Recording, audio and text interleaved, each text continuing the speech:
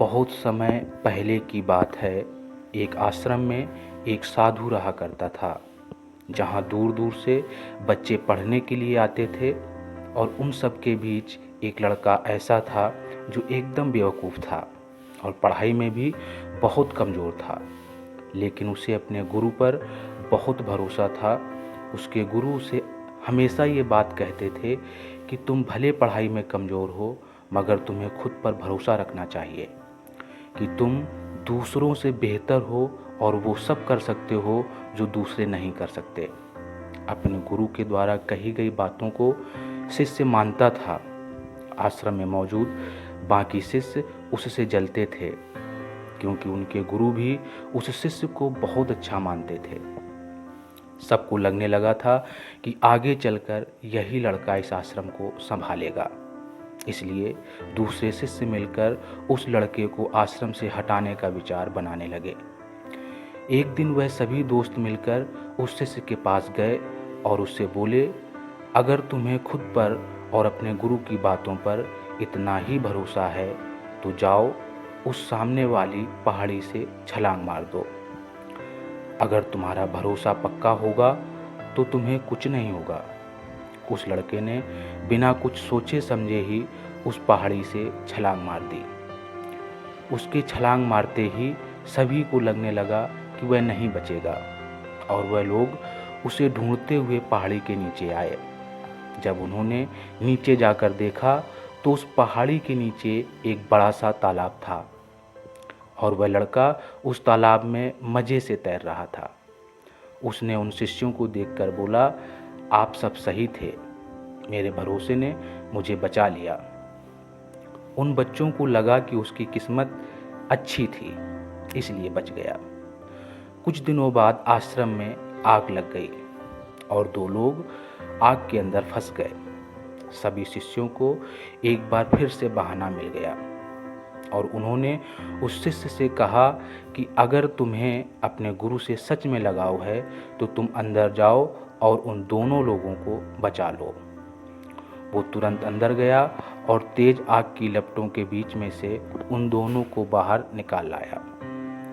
उस शिष्य का शरीर तपे हुए सोने की तरह दमक रहा था।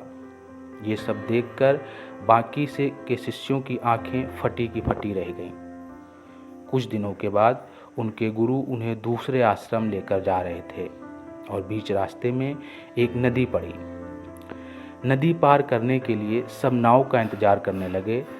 ऐसे में अन्य शिष्यों के मन में फिर से शैतानी उठने लगी और उन्होंने उस शिष्य से कहा, तुम क्यों नाव का इंतजार कर रहे हो?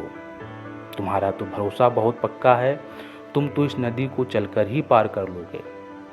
उनकी बातें सुनकर वो शिष्य उठा और नदी पार करने के लिए नदी पर चलने लगा।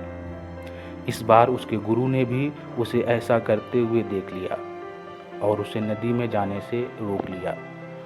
उन्होंने बाकी के शिष्यों से इसके बारे में पूछा तो उन्होंने बताया कि वो शिष्य पहले भी कई कारनामे कर चुका है।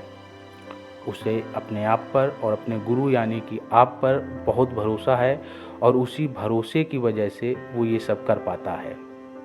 गुरुजी ने सबकी बातें सुनी और उस शिष्य से कहा, तुम ये सब क्या कर रहे हो? नदी बहुत ज़्यादा गहरी है, तुम इसे चलकर पार नहीं कर सकते।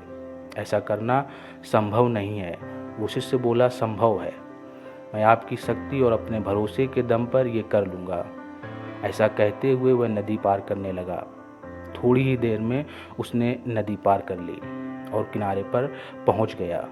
ये सब देखकर उसके गुरु हैरान हो गए और मन ही मन सोचने लगे कि यह अज्ञानी मेरी शक्ति और अपने भरोसे के दम पर पानी पर चल सकता है, तो मैं भी अपनी शक्तियों के दम पर यह सब कर सकता हूँ। फिर वो भी नदी को चलकर पार करने की कोशिश करने लगे, लेकिन नदी में थोड़ा आगे जाकर ही वो डूब गए, क्योंकि उन्हें दूसरों की बातों पर भरोसा था, ना कि खुद पर।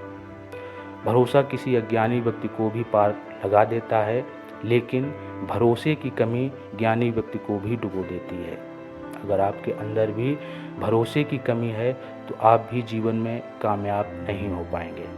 इस कहानी के अनुसार अपने आप पर भरोसा होने का मतलब ये नहीं कि आप भी पानी पर चलें, या फिर पहाड़ी से कूद जाएं, बल्कि खुद पर भरोसा होने का मतलब ये है कि आप अपनी मंजिल को पा सकते हैं। बस आपको सही दिशा में फोकस करना है। अगर आपके अंदर भरोसा होगा कि आप किसी भी चीज़ को हासिल कर सकते हैं, तो आपका माइंड कभी भी फेल्योर के बारे में नहीं सोचेगा, बल्कि आपका माइंड हमेशा सक्सेस पर फोकस करेगा।